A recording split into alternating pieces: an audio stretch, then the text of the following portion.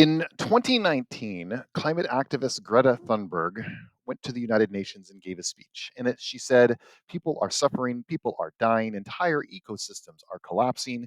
We're at the beginning of a mass extinction, and all you can talk about is money and fairy tales of eternal economic growth. How dare you?" Now, the question that I would like to bring up, by the way, she is an activist, therefore, her job is to deal with the concept of bringing attention to a social issue. In this case, it's climate change.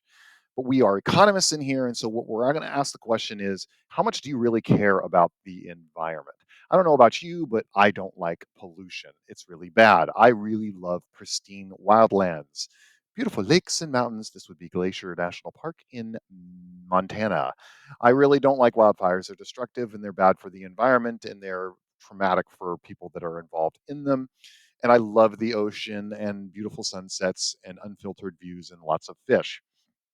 However, if we're going to ask about how much we really care about the environment and is economic growth anti-environment, then we're going to have some kind of problem here because this is not a zero sum thing about you have to care about one or the other.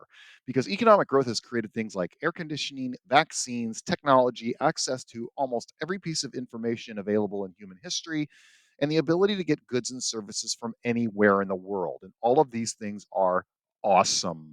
You should not have to necessarily give up one or the other because they're both super important. So the question should not be, do we care about economic growth or climate change? The better question is, how much do you care about economic growth? And how much do you care about climate change?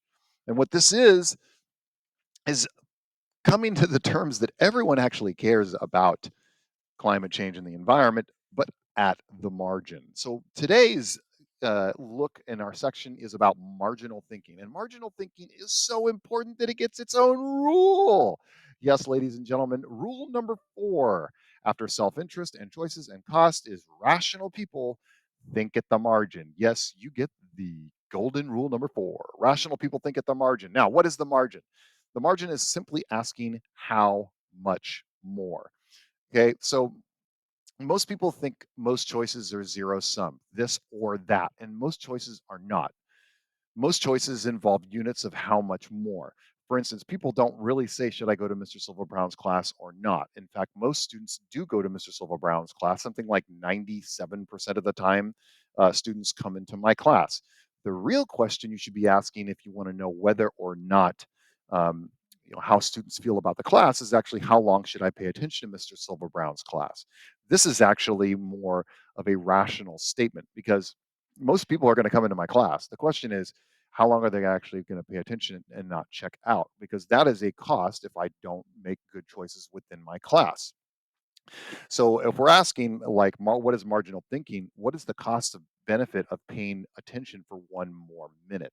For instance, this video is 12 minutes. That is calculated. Um, 13 minutes, and I'll feel like the one extra minute is actually not going to bring much benefit. 11 minutes is maybe a touch too little, and I think you can add on a little more and still gain plenty of benefit. You know, too much, then I lose your attention. Too little, I don't use the time efficiently. So as when we say at the margin, we're basically saying is the next unit of doing something or buying something or purchasing something actually worth it?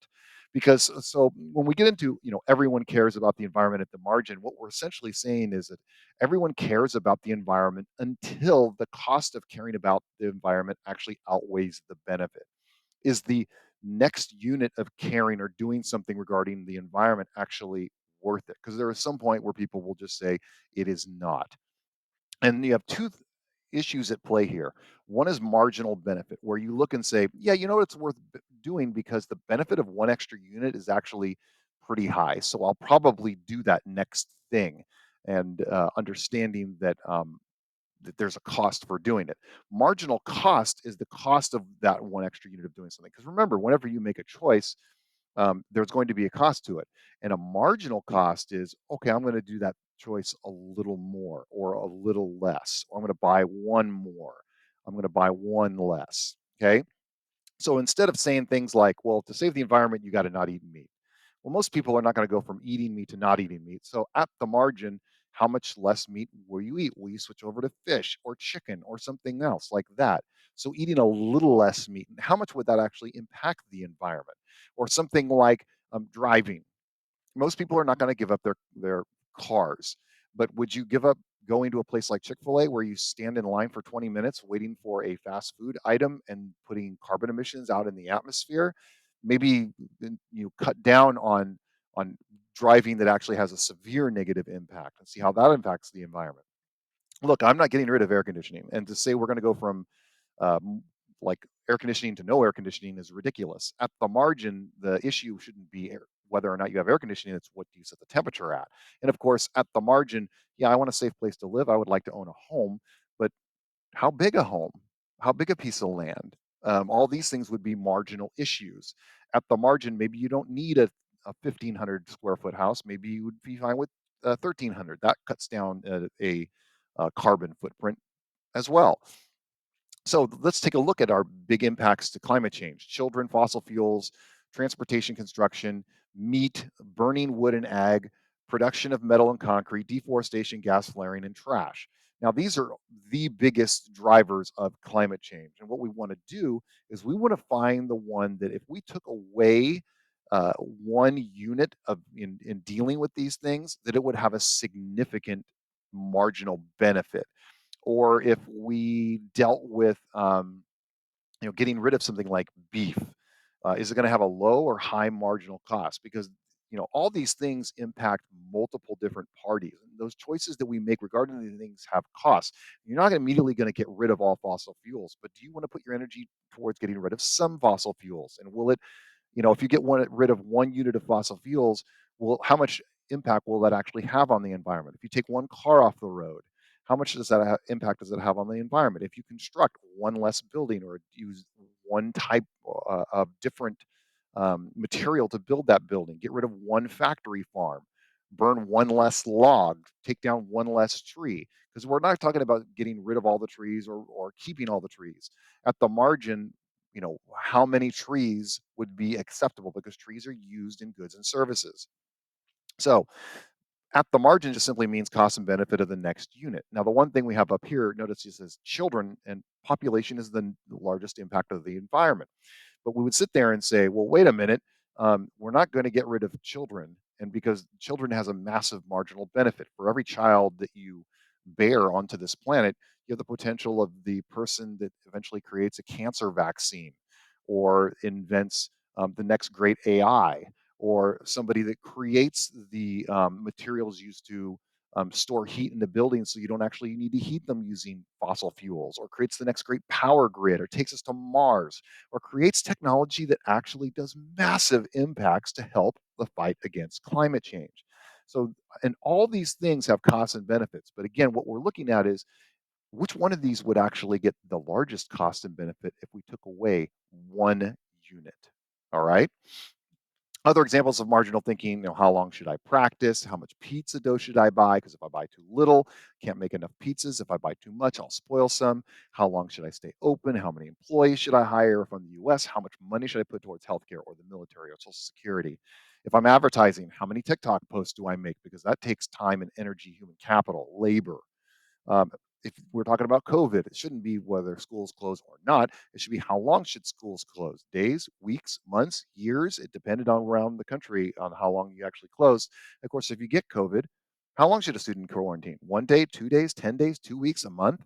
All these actually are much more rational questions when we're dealing with costs and benefits of choices. Okay. So thinking at the margin is basically the idea of what is the change that results from a little more or a little less of doing something. When do we quit, essentially? And in economics, you pursue items and activities up to where the point of marginal benefit equals marginal cost. Because if your cost equals your benefit, you're getting no benefit from it. Okay. So marginal thinking, thinking at the margin, how much do we get from a little more or less of an activity? Now, what we don't want to do, and a lot of people do when they think of marginal thinking, is think backwards. We don't look at sunk costs that have already happened. Marginal costs and marginal benefits are consequences of choices that lie forward, because this is what actually impacts us. This stuff back here is already done. They are sunk costs. They've already been incurred. We're never going to get them back. Okay. So a sunk cost is a cost that have already been incurred and cannot be recovered. What's an example of a sunk cost? Because people, it's a psychological issue, and people, it impacts people all the time. It's the idea that we've already invested all this in it, so we need to keep going because we've invested so much in this activity. So let's say I own a t-shirt company and I have these t-shirts, the sunk cost fallacy t-shirts. Well, then I buy these t-shirts and I put them up for 20 bucks each and nobody buys them. And then the question is, well, what do you do with them? Well, of course, to sell them, I need to put them on sale. And some people will say, well, no, I won't get my $20 back if I put it on sale. And the problem is that's a sunk cost problem because I've already paid the 20 bucks or whatever to buy the shirts. Now I need to get them moving because they're taking up space of something else that could actually make me money. So I need to drop the price. I may have to drop the price a lot because if you're just saying, well, I can't sell it until I make up my cost that I did for buying it, that's a sunk cost fallacy. That what you price you paid is already gone. And you'll see this in climate change a lot. Things like I can't walk to school because I just bought a new car. Well, sure you can walk to school. The new car is a sunk cost. The oil industry invested so much in being efficient. We can't switch over to alternative energies right now. The oil industry does cost benefit analysis. They knew what they were getting into. You don't not do something because this industry over here invested in it so heavily. They made their own choices. We can't build high speed rail because we've just built this highway. No, that's not how you think. You build the high speed rail if the marginal benefit is greater than the marginal cost. And then I've always did X behavior a certain way. I put so much time and effort into this I can't stop now. Why change? And the answer is because the change is better than what you're doing. You don't just do something because you've done it before. All right. So sunk costs have no control. They are not part of the decision making practice. Figure on marginal costs and benefits.